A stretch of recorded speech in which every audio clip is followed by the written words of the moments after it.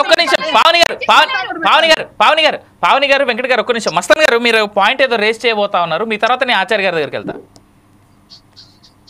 Madam Pavani గారు, ఇప్పుడు ఎన్నికలు అనేది ముగిసిపోయిన అధ్యాయం. ఎందుకంటే ఆ ఎన్నికల్లో ఎవరు చెప్పాల్సిన వాళ్ళు ప్రజలకు చెప్తారు, ఎవరు వాళ్ళకి మేలు చేశారనేది వాళ్ళు నమ్మారు. అది మోసపోతామా అంటే, ఇప్పుడు కేసీఆర్ గారిని తెలంగాణ తెచ్చారని నెత్తి మీద పెట్టుకున్నారు 2 times.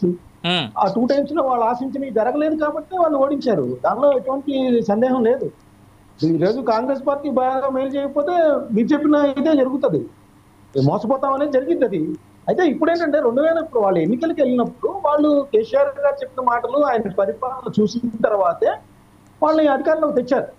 ఇప్పుడు నేననేది ఏంటంటే, ఇప్పుడు జగదీశ్వర్ రెడ్డి గారు మాట్లాడి మీరు అన్నదాంట్లో ఏకీపిస్తారు. ఏంటంటే వాళ్ళు ఇప్పుడు వెంకటయ్య నాయక్ గారు చెప్పినట్టు వాళ్ళు మాట్లాడడానికి అవకాశం ఇవ్వకుండా మాట్లాడే వ్యక్తిని బుల్డోజ్ చేసుకుంటా సెషన్ మొత్తం సస్పెండ్ చేస్తే ఏ విధమైన సంకేతాలు ఇచ్చినట్టు?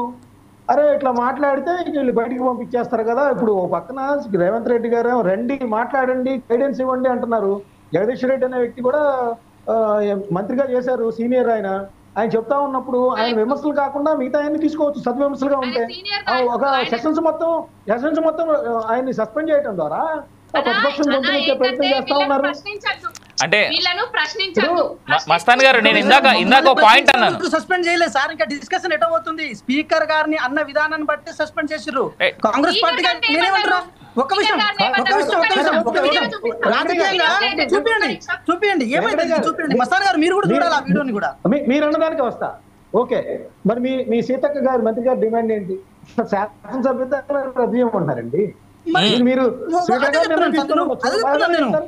ఒక ఆయన ఒక్కరే కాదు, సీతకు ఒక్కరే కాదు, వెంకట్ గారు ఒక మాట, సీతకు ఒక్కరే కాదు, దాదాపు 8 మంది ఎమ్మెల్యేలు లైవ్ లో నిలబడి మొత్తం పూర్తిగా ఆయన్ని శాసనసభ మొత్తం సస్పెండ్ చేయండి అని అన్నారు. ఇన్ఫాక్ట్ ఆయన శాసనసభ సభ్యత్వాన్ని కూడా సస్పెండ్ చేయన్నారు.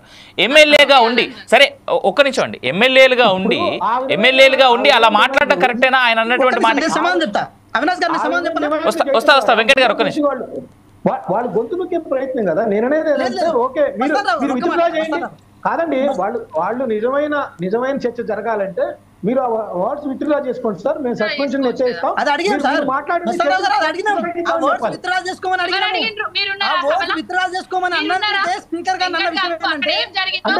విషయం ఏంటంటే మీరేం ప్రత్యేకం కాదు కదా, మా ఎమ్మెల్యే లాగే మీరు కదా అని ప్రయత్నం చేసిర్రు. మేమేమంటున్నాం, 2017 లో కూడా ఎటువంటి చర్చలు జరపకుండా సంపత్ గారిని, కోమటిరెడ్డి వెంకటరెడ్డి గారిని సస్పెండ్ చేసి అసలు మొత్తానికి శాసనసభ నుంచి బయటకు పంపించేసారు కదా. గుర్తురాలేదా?